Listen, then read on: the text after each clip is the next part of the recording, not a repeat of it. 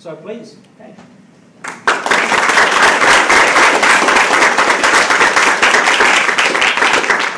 Thank you very much, guys. Well, first of all, it's a pleasure to be here, and I'd like to congratulate all of us for making the time out of our busy schedules to invest in our future and also be a part of TED. Each and every one of us being here today has proven that we're all entrepreneurs. We're all prepared to invest in ourselves and make our future lives a better place. The word entrepreneur is sometimes misunderstood. A lot of people think it's due predominantly to do with innovation and business. That is the case, though not entirely. We can apply it to every aspect of our life, and we should. The word derives from the French entreprendre, which means to undertake.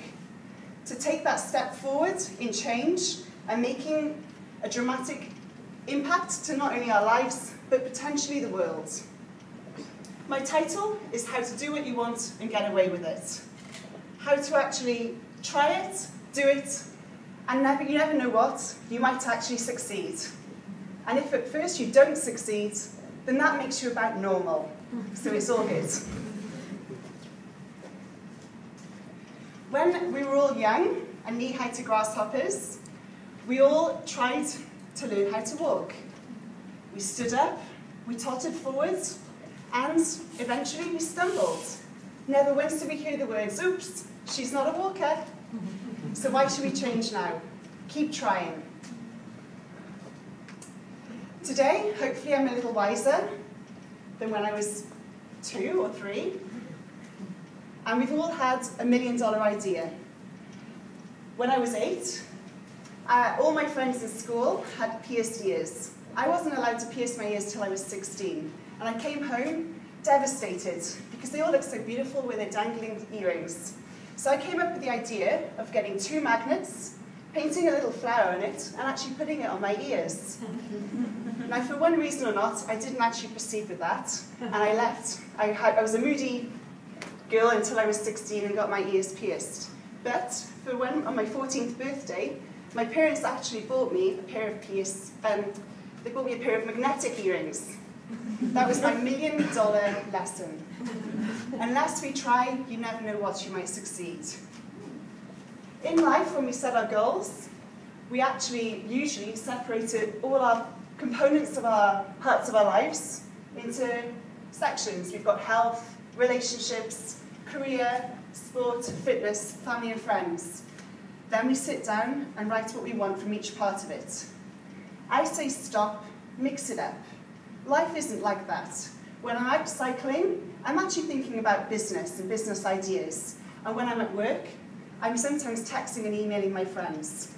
And all our goals should be based upon the same sort of concept. A lot of people say we should set our goals low. Don't go out of our comfort zone. Make them attainable. So when we reach there, we can feel good about ourselves. What I say is if you don't push yourself out your comfort zone, you're never going to be anything radically different. You're always going to be the same person. You need to push yourself hard to make some radical changes. When I set goals, I've got 3 pillars that I base it on. The first is aim high, as high as you can imagine. Make yourself feel so uncomfortable that you're going to proactively move forward and change something.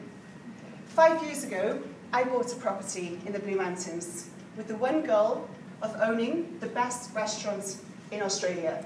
I come from an engineering background. I know nothing about cooking.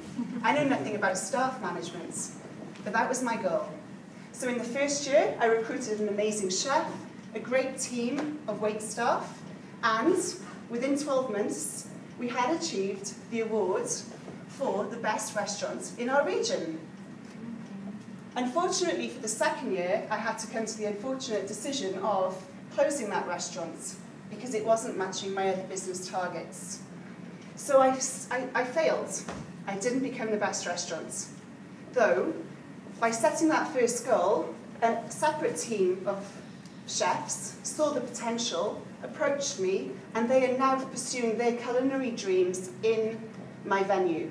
And we're working together, and I can see how they're building on my dream to reach their own. And without setting that really high goal, I would never have been on this journey with them. The second pillar is to be broad and general. A lot of people, when you set goals, look at yourself today and where you want to go, and give yourself a tie line to reach there. It's a very thin, narrow path to travel upon, where if you come across a hurdle or a barrier, you either have to stop, backtrack, or even completely abort the mission.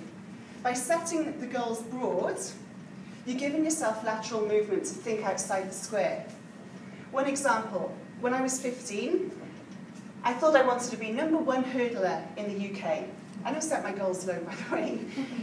So I joined an athletics club. I was told I should be good, I've got lanky legs. So a couple of weeks later, I entered my first competition in hurdling. Shortly thereafter, the coach of the team pulled me to the side and requested that I never hurdle again. I'm a danger to the rest of the competitors, and I look like Bambi on stilts. I didn't actually come last, but the girl who fell over didn't hurt herself too badly, so that's fine. In my frustration, as I was there in athletics, I went to the track, the field events, and there I just picked up a javelin and started to throw it. A year later, I was #1 in the UK in javelin.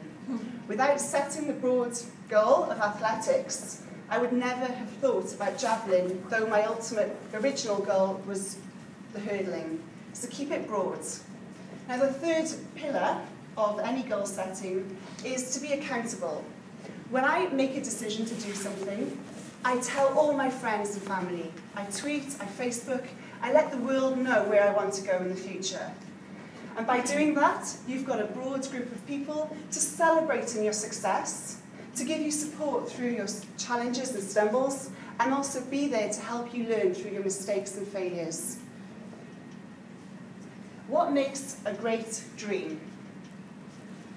I use 3 words: passion, desire, and lust.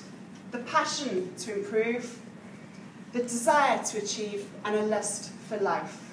With those 3, you can't really go wrong.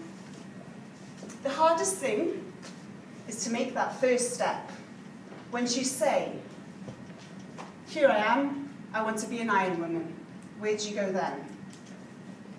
Most of us overthink, overread. We think we need another qualification. We might have to speak to more people or interview more. And it takes months and years, and by then, you've lost your desire. I say stop. Just do it. Take that first step. Learn along the way. We've all got our support friends. They'll be there to teach us what we don't know and to give us the experience and the information as we're taking that journey. I'm here to hopefully help you, inspire you in some part of your life. It might be to change a failing relationship, to start that startup business that you've always dreamed about, or to become an artist, a writer, to go travelling, or become a sports person. And so I'm going to give you a gift. Underneath all your chairs, you'll find something that I use. So you look at your chairs, don't be shy. Everyone's had that $1 million or even $10 million dream.